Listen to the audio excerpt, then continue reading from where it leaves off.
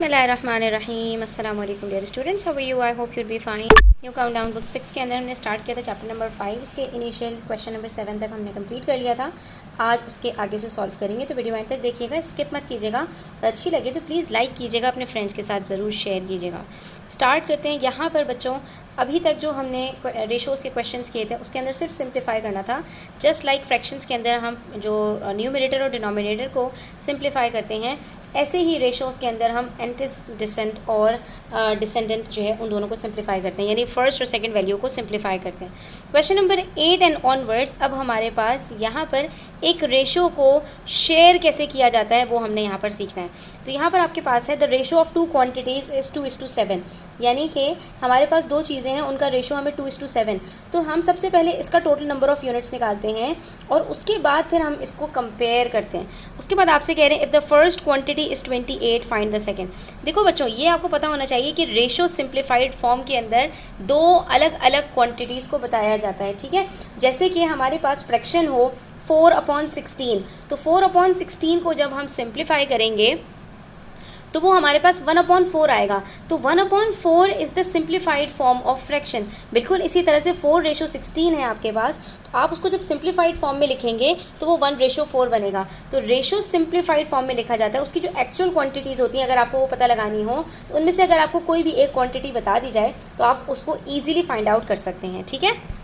अब यहाँ पर आपके पास जो रेशो है 2:7, इसके अंदर ये फर्स्ट क्वांटिटी का रेशो है और ये सेकंड का रेशो है, ठीक है। अब यहाँ पर इस क्वेश्चन के अंदर तो ये रिक्वायर्ड नहीं है, लेकिन आपको पता होना चाहिए कि कभी कभी हमें फ़र्स्ट क्वांटिटी का टोटल बताया जाएगा, जैसे कि यहाँ पर हमें बताया गया if the first quantity is 28, ठीक है। तो हमने फर्स्ट क्वांटिटी के नीचे 28 लिख दिया। कभी कभी हमें सेकंड क्वांटिटी का टोटल बताया जाएगा तो हम सेकंड क्वांटिटी के नीचे लिखेंगे। कभी हमें इन दोनों का टोटल बताया जाएगा तो हम पहले क्या करेंगे, इन दोनों का सम फाइंड आउट कर लेंगे। 2 + 7 = 9, ठीक है। इन दोनों का ये सम है, ठीक है। सम का टोटल आपको बताया जाएगा और कभी कभी इनके डिफरेंस का भी टोटल बताया जाएगा, ठीक है। इनके डिफरेंस हमारे पास क्या है, फॉर एग्जांपल 7 - 2 = 5, ठीक है। अब आप सिर्फ एक अगर क्वांटिटी का रेशो और टोटल दोनों चीज़ें पता होंगी तो आप ये सारी चीज़ें पता लगा सकते हैं कि इन दोनों क्वांटिटीज़ का टोटल क्या होगा और इन दोनों क्वांटिटीज़ का डिफरेंस क्या होगा। तो सबसे पहले हमने क्या करना है कि हमने इन दोनों क्वांटिटीज़ को कंपेयर करना है, यानी कि फ़र्स्ट क्वांटिटी का जो रेशो है और जो फर्स्ट क्वांटिटी है इसको हमने कंपेयर करना है। और हमने इन दोनों को मल्टीप्लाई नहीं करना, बल्कि हमने 2 का टेबल पढ़ना है कि 2 के टेबल में 28 कब आएगा, यानी हमने 28 को 2 से डिवाइड करना है। तो 28 को जब आप 2 से डिवाइड करोगे तो 2 × 1 = 2 और 2 × 4 = 8। तो यहाँ पर हमारे पास ये जो 14 है ये प्रोपोर्शन का काम करता है। इस प्रोपोर्शन का मतलब ये है कि ये तमाम नंबर्स हमारे पास जो सिंप्लीफाइड फॉर्म में हैं उन सब को अगर हम 14 से मल्टीप्लाई कर दें तो हमारे पास टोटल क्वांटिटीज़ आ जाएंगी कि सेकंड क्वांटिटी क्या होगी वो भी पता चल जाएगी, इन दोनों का सम क्या होगा वो भी पता चल जाएगा, इन दोनों का डिफरेंस क्या होगा वो भी पता चल जाएगा, ठीक है। तो हमने यहाँ पर क्या करना है कि 28 को 2 से डिवाइड किया और 28 को 2 से डिवाइड करने के बाद 7 को हम 14 से मल्टीप्लाई कर देंगे, सिंपल, ठीक है। इसका आंसर आएगा हमारे पास 98, ठीक है। यहाँ पर बच्चों मैं आपको एक मैजिक दिखाती हूँ कि 28 और 98 आपके पास जो एक्चुअल क्वांटिटीज़ आई हैं, अब अगर आप 9 को भी 14 से मल्टीप्लाई कर दो तो आपके पास जो आंसर आएगा वो इन दोनों को प्लस करने से भी वही आंसर आएगा। 28 और 98 को प्लस करते हैं तब भी आंसर हमारे पास 126 आएगा। इसी तरह से 5 को अगर 14 से मल्टीप्लाई करते हैं तो हमारे पास आंसर 70 आता है। तो अगर आप 98 को 70 से सब्ट्रैक्ट करोगे तब भी आपके पास आंसर 70 आएगा। इसका मतलब है कि ये हमारा बिल्कुल आंसर ठीक है, ठीक है। अब इसको हम सॉल्व कैसे करेंगे, तो हमने इसको फ्रैक्शन फॉर्म में लिखना है। First quantity upon second quantity = 2/7। अब फर्स्ट क्वांटिटी गिवन है तो हम यहाँ पर जो है वो अपना नंबर लिख देंगे। तो हमारे पास यहाँ पर 28 गिवन था, हम इसको इस तरह से कर देंगे 28 अपॉन, और इसकी जगह पर आप x रख दो, ठीक है, और = 2/7। उसके बाद फिर आपने क्या करना है, क्रॉस मल्टीप्लिकेशन करनी है। क्रॉस मल्टीप्लाई करने से आपका जो क्वेश्चन है बहुत ईजिली सॉल्व हो जाएगा। 28 को हम मल्टीप्लाई करेंगे 7 से और इधर 2 को मल्टीप्लाई करेंगे x से, तो ये क्या बन गया हमारे पास। अच्छा, ये 2x है, 2x को इधर रखो और 28 × 7 को आप राइट हैंड साइड पे रखो। 28 को 7 से मल्टीप्लाई करते हैं, द आंसर 196। तो हम यहाँ पर इसको सॉल्व करेंगे 196/2 और ये हमारा आंसर आ जाएगा 98। देखिए हमारा आंसर वही आ रहा है जो हमारे पास इस मेथड से आया। अब जो भी मेथड आपको इजी लगे आप उसको सॉल्व इस तरह से कर सकते हैं। इसी तरह से नेक्स्ट क्वेश्चन में भी the ratio of two quantities हमारे पास 7:12 है। If the larger one is 84, अब इन दोनों में से लार्जर कौन सा है 12, इसका मतलब है 12 के नीचे हम 84 रखेंगे यहाँ पर। Find the other. अब इस तरह से आपके पास अलग अलग तरह से करके सवाल पूछे जा सकते हैं। हमने क्या करना है 12 और 84 को कंपेयर करना है। 12 के टेबल में 84 कब आता है, 12 7s आर, 7 आपका प्रोपोर्शन होगा, तो आपने 7 को भी 7 से मल्टीप्लाई करना है, आपका आंसर 49 आना चाहिए। ठीक है, चेक करते हैं। इसको हमने ऐसे रखना है, smaller quantity upon larger quantity. Smaller 7 है, लार्जर 12 है। अब इसमें से कौन सी क्वांटिटी हमारे पास गिवन है, 84 गिवन है। ठीक है, तो हमने यहाँ पर इसको रखना है इस x upon 84 is equals to 7/12। इसके बाद क्रॉस मल्टीप्लाई करेंगे तो x multiply by 12 is equals to 7 multiply by 84। ठीक है, उसके बाद 7 को हम 84 से मल्टीप्लाई करेंगे तो क्या आंसर आता है, यहाँ पर हम पहले ये फाइंड आउट कर लेते हैं और फिर यहाँ पर x के साथ तो 12 मल्टीप्लाई हो नहीं सकता, तो 12 को हम दूसरी साइड पर भेजेंगे, तो यहाँ पर आ जाएगा 12 और 588 से डिवाइड हो जाएगा and the final answer would be 49। देखिए आपका आंसर वही आ रहा है जो हमने सोचा था। ठीक है, उसके बाद नेक्स्ट क्वेश्चन में कह रहे हैं in school A 275 out of 300 student received an A grade, while in school B 120 out of 150 students received an A grade. ठीक है, यहाँ पर टोटल 300 में से 275 ने ए ग्रेड लिया। स्कूल बी में हैं ही आधे बच्चे, 150 में से 120 ने ले लिया। वैसे तो 120 275 से कम होता है, लेकिन यहाँ बच्चे भी तो कम है ना। अब आपसे पूछ रहे हैं which of the two schools has a better racket, दोनों में से किसका रैकेट बेटर होगा। तो हम इसको कैसे सॉल्व करेंगे। अच्छा जी, तो देखो जब भी आपको दो रेशोज़ को कंपेयर करना होगा ना, उसके लिए आपने क्या करना है, इनको फ्रैक्शन फॉर्म में लिख के और इनके डिनोमिनेटर्स को आपने सेम बनाना है। जिसका न्यूमरेटर ग्रेटर होगा उसका रेशो ग्रेटर होगा। ठीक है, जैसे कि हम इक्विवेलेंट फ्रैक्शंस को करते थे, बिल्कुल वैसे ही हमने इक्विवेलेंट रेशोज़ को करना है। तो यहाँ पर हमारे पास फ्रैक्शन बनेगा 275/300 और यहाँ पर बनेगा 120/150। अब जीरो तो जहाँ नज़र आ जाए एक दूसरे के साथ उसको फ़ौरन कट कर दिया करो। बाकी यहाँ पर दोनों 5 के साथ कट होते हुए नज़र आ रहे हैं, दोनों को 5 के साथ कट कर देते हैं। 5 5 ज़ार 25, 5 5 ज़ार 25, 5 6 ज़ार 30 और 0, 5 11 ज़ार एंड 5 12 ज़ार। तो यहाँ पर आंसर आ रहा है 11/12 और यहाँ पर आंसर क्या आ रहा है 12/15। इसको मज़ीद सिंप्लीफाई कर लेते हैं तो 3 4 ज़ार और 3 5 ज़ार, तो ये हमारे पास आ रहा है 4/5। अब यहाँ पर हमारे पास 11/12 आ रहा है और यहाँ पर 4/5 आ रहा है। तो हम यहाँ पर क्या करें ऐसा कि इन दोनों को हम सेम कर लें।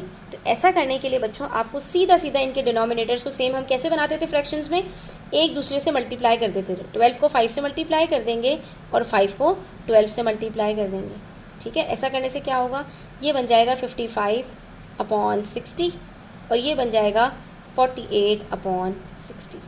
दोनों डिनोमिनेटर सेम हो गए। साफ साफ नज़र आ रहा है कि स्कूल ए में जो बच्चों का ए ग्रेड लेने का रेशो है वो ज़्यादा है स्कूल बी से।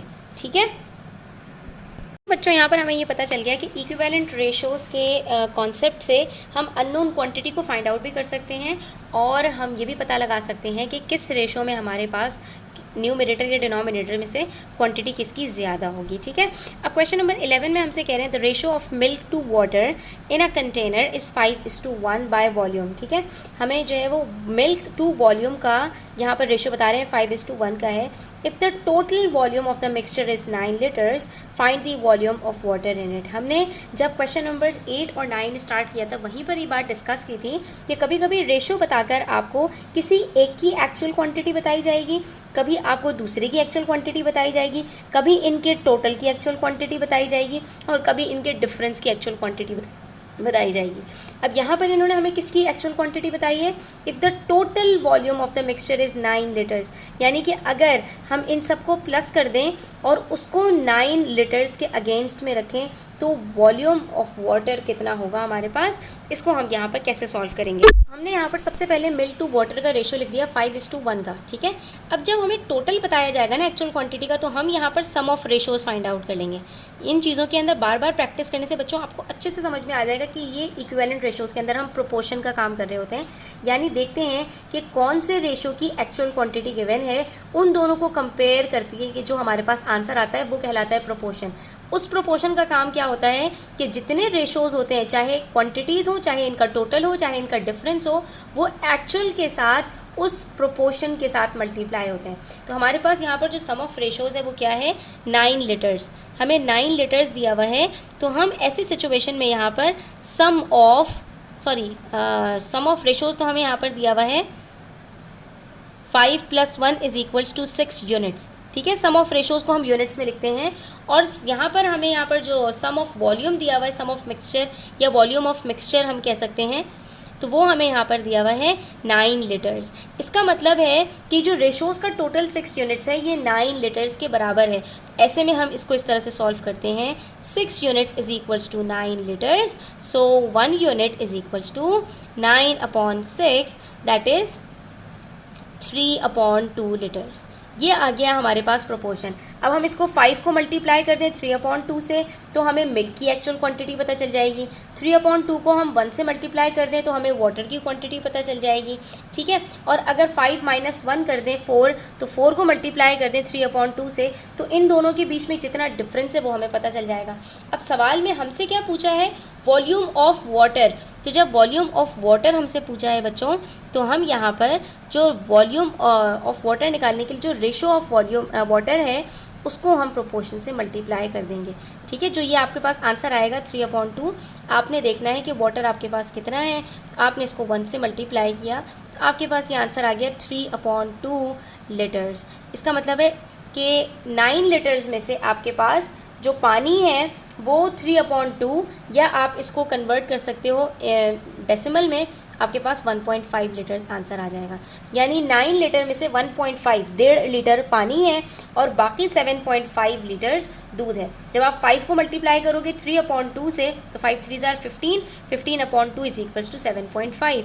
तो हेंस प्रूफ कि हमारा आंसर बिल्कुल ठीक है। और 7.5 को 1.5 से सब्ट्रैक्ट करें तो आंसर 6 आता है, और 5 - 1 को 4 को मल्टीप्लाई करें 3/2 से, तब भी आंसर 6 आता है। तो हर चीज़ आपकी यहाँ पर प्रूफ हो जाएगी। सिर्फ और सिर्फ क्या चीज़ इंपॉर्टेंट है कि ऐसे क्वेश्चंस में हमने फोकस करना होता है प्रोपोर्शन के ऊपर। जो भी आपके पास प्रोपोर्शन आएगा, आपने इस प्रोपोर्शन को रेशोज़ की एक एक क्वांटिटी से मल्टीप्लाई करना है।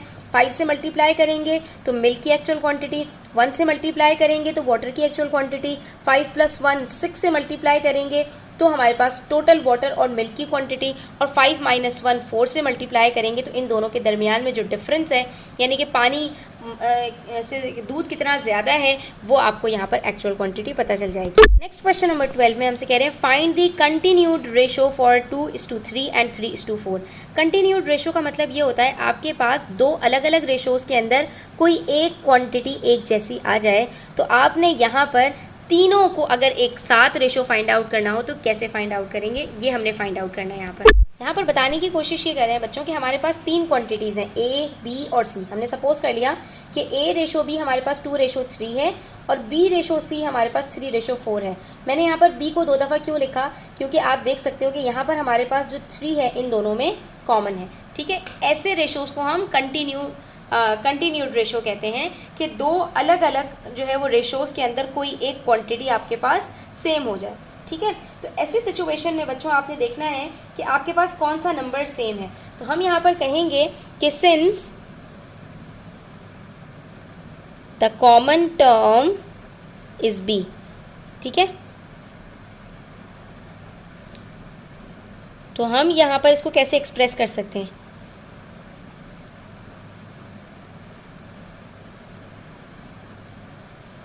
A/B/C।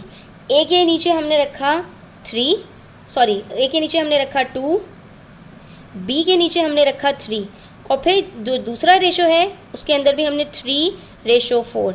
अब आपने देखा ये क्योंकि सेम थे हमारे पास, तो इसका मतलब है कि हमारे पास A/B/C क्या आएगा, 2:3:4। ये तो तब की बात है बच्चों जब आपके पास ऑलरेडी कोई एक क्वांटिटी सेम हो। कभी कभी ऐसा भी होगा कि ये आपसे कहा जाएगा कि कंटिन्यूड रेशो है, यहाँ पर B और यहाँ पर B दोनों एक ही हैं लेकिन अलग अलग नंबर्स होंगे। तो वहाँ पर हम क्या करेंगे बच्चों कि जहाँ यहाँ पर अगर 3 है और यहाँ पर B की वैल्यू 4 है, तो इस पूरे रेशो को हम 4 से मल्टीप्लाई कर देंगे और इस पूरे रेशो को हम 3 से मल्टीप्लाई कर देंगे, यानी हम क्रॉस मल्टीप्लिकेशन कर देंगे। ऐसा करने से हमारे पास B की दोनों वैल्यूज सेम हो जाएंगी और फिर हम उनको एक साथ लिख देंगे।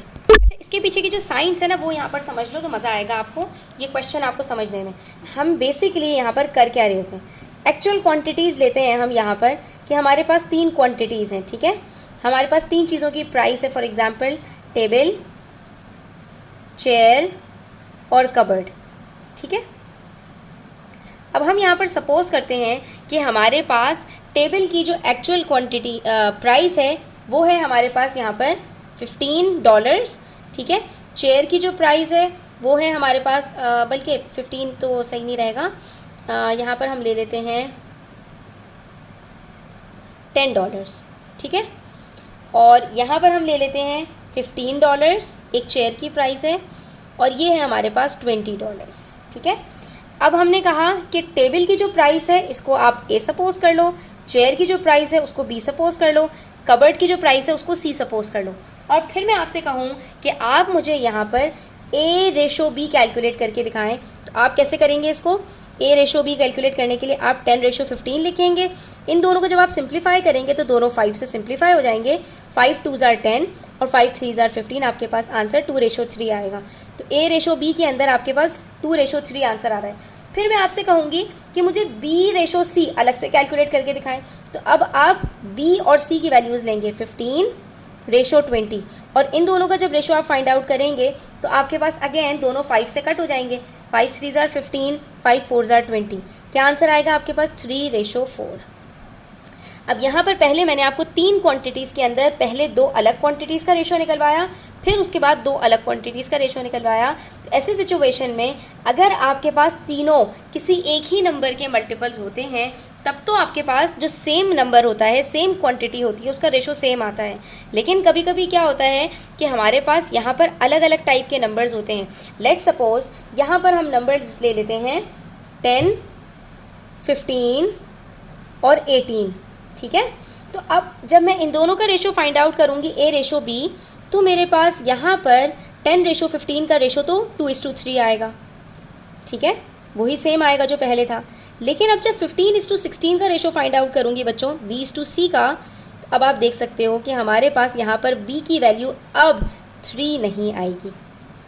अब हम इसको किससे सिंप्लीफाई करेंगे, 3 से, तो 3 5s are 15 और 3 6s are 18। तो ऐसी सिचुएशन में हमारे पास 5/6 आंसर आ रहा है। ऑल्दो ये भी B है, यहाँ पर ये भी 15 था, ये भी B है, ये भी 15 था, लेकिन यहाँ पर 15 सिंप्लीफाई होने के बाद 3 हो गया और यहाँ पर B सिंप्लीफाई होने के बाद 5 हो गया, ठीक है। तो ये वाली सिचुएशन तो बहुत इजी थी जहाँ पर आपके पास B की दोनों वैल्यूज सेम थी। लेकिन ऐसी सिचुएशन में जहाँ पर आपको रेशोज़ दिए जाएं कि A/B 2:3 है और B/C 5:6 है, आप इसका कंटिन्यूड रेशो फाइंड आउट करें, यानी आप ये बताएं कि A/B/C क्या होगा आपके पास। तो अब आप क्या करेंगे बच्चों, अब आप ये करेंगे कि इस पूरे रेशो को आप B की जो 3 है ना वैल्यू, इस 3 को 5 के साथ सेम बनाने के लिए हम क्या करेंगे, इस पूरे रेशो को 5 से मल्टीप्लाई कर देंगे और यहाँ पर इस रेशो के अंदर 5 को हम 3 से मल्टीप्लाई कर देंगे। तो ये रेशो हमारे पास क्या बनेगा, 5 2s are 10 और 5 3s are 15, और यहाँ पर ये क्या बनेगा, 3 5s are 15 और 3 6s are 18। अब ये दोनों जब सेम हो गए ना, तो अब आप इनको एक साथ लिख सकते हैं 10/15/18। तो बच्चों ये सारा जो काम हो रहा है ना कंटिन्यूड रेशो का, ये बेसिकली आपके पास काम हो रहा है रिवर्स में। एक्चुअल क्वांटिटी से रेशो निकालना जब आप सीख जाते हैं अच्छे से, तो रेशो से वापस एक्चुअल क्वांटिटी तक कैसे पहुंचा जा सकता है वो अब आपको यहाँ पर सिखाया जा रहा है। तो ये देखिए क्वेश्चन नंबर 13 में आपके पास ये सिचुएशन आ गई। The ratio between Bilal and Asif share is 4:5। Bilal का 4 है और आसिफ का 5 है। और सेकंड रेशो में अब देखना, एंड दैट बिटवीन आसिफ फिर से आ गया, ठीक है, ए फिर से आ गया हमारे पास, ए अब आसिफ का है 3 और तीसरा बंदा कौन है, इकबाल, ठीक है। इकबाल के बारे में आपको कह रहे हैं कि उसका रेशो 2 है। अब यहाँ पर देखो कि 4:5 के अंदर आसिफ का शेयर 5 है, लेकिन 3:2 में आसिफ का शेयर 3 है। और अब आपको what is the ratio between the shares of Bilal and Iqbal, आपको अब कंटिन्यूड रेशो पहले फाइंड आउट करना है, तभी आप बता सकते हैं कि बिलाल और इकबाल इन दोनों का, आसिफ को अगर बीच में से निकाल दिया जाए तो हमारे पास बिलाल और इकबाल का रेशो क्या निकलेगा। इसके लिए हमें सबसे पहले बच्चों कंटिन्यूड रेशो फाइंड आउट करना पड़ेगा और उसके बाद हमारे पास जो आंसर्स आएंगे उसके अंदर हम बिलाल और इकबाल की क्वांटिटीज़ का रेशो फाइंड आउट करेंगे। इसको सॉल्व करने के लिए हम फिर से क्या करेंगे, बिलाल और आसिफ का रेशो हमने लिखा और फिर आसिफ का इकबाल के साथ रेशो लिखा। तो आसिफ की 2 क्वांटिटीज़ हैं हमारे पास, यहाँ पर 5 है, यहाँ पर 3 है। तो हमने क्या करना है कि हमने इसको इससे और इसको इससे मल्टीप्लाई कर देना है। जब यहाँ पर 5 को 3 से मल्टीप्लाई करेंगे तो 4 को भी 3 से मल्टीप्लाई करेंगे, और जब यहाँ पर 3 को 5 से मल्टीप्लाई करेंगे तो यहाँ पर 2 को भी 5 से मल्टीप्लाई करेंगे। यानी इन दोनों सेम को सेम बनाएंगे और इन दोनों को सेम नहीं बनाएंगे, सेम नंबर से मल्टीप्लाई करेंगे, इन दोनों को सेम बनाएंगे। ठीक है, आसिफ का रेशो हम जब सेम बनाने की कोशिश करेंगे तो हमारे पास 5 3 ज़ार 15, 3 5 ज़ार 15, आसिफ का रेशो हो गया 15, और बिलाल का हो गया 4 3 ज़ार 12, और इकबाल का हो गया 2 5 ज़ार 10। यानी कि असल में इन तीनों के बीच में जो रेशो था 12:15:10 का था। तभी इन दोनों को सिंप्लीफाई करके हमारे पास 4:5 आंसर आ रहा था, और इन दोनों को सिंप्लीफाई करके हमारे पास 3:2 आंसर आ रहा था। ठीक है, लेकिन अब हमसे जो इन्होंने रेशो पूछा है वो बिलाल और इकबाल का पूछा है। ठीक है, बिलाल और इकबाल का रेशो जब हमसे पूछा है तो अब हम क्या करेंगे, बिलाल और इकबाल की क्वांटिटी हम यहाँ पर उठा लेंगे। ठीक है, तो अब हम यहाँ पर लिखेंगे ratio of Bilal to Iqbal. अब यहाँ पर बिलाल की क्वांटिटी क्या है 12 और इकबाल की कितनी है 10। इन दोनों को अब सिंप्लीफाई करते हैं तो इन दोनों का रेशो हमारे पास क्या आएगा, 2 6 ज़ार 12, 2 5 ज़ार 10। ये आपके पास इन दोनों का रेशो आ रहा है। यानी 3 क्वांटिटीज़ का जब रेशो निकालते हैं बच्चों तो एक साथ उनका जो रेशो होता है वो डिफरेंट होता है, और अगर उन्हीं में से कोई से भी दो के क्वांटिटीज़ का रेशो निकालना शुरू करें तो वो अलग आता है। ठीक है, यानी कि इन तीनों का जब रेशो निकाल रहे हैं तो 12:15:10 तीनों किसी सेम नंबर से सिंप्लीफाई हो ही नहीं सकते, तो ये क्वांटिटीज़ 12:15:10 में रहेंगी। लेकिन जब इन दोनों को सिंप्लीफाई करते हैं तो आंसर 4:5 आता है, इन दोनों को सिंप्लीफाई करते हैं तो आंसर 3:2 आता है, और जब इन दोनों को सिंप्लीफाई करते हैं तो आंसर 6:5 आता है। ठीक है, तो ये आपने अच्छे से यहाँ पर समझना है, और अगर ये आप अच्छे से समझ लेते हो तो आगे के क्वेश्चंस भी आपके लिए बहुत इजी हो जाएंगे इंशाल्लाह। बाकी के जो क्वेश्चंस हैं हम नेक्स्ट वीडियो के अंदर उसको सॉल्व करेंगे। तब तक अपना ख्याल रखें, चैनल पर नए हैं तो सब्सक्राइब करते जाएँ, वीडियो अच्छी लगी हो तो लाइक करें, अपने फ्रेंड्स के साथ ज़रूर शेयर करें। टेक केयर, अल्लाह हाफ़िज़।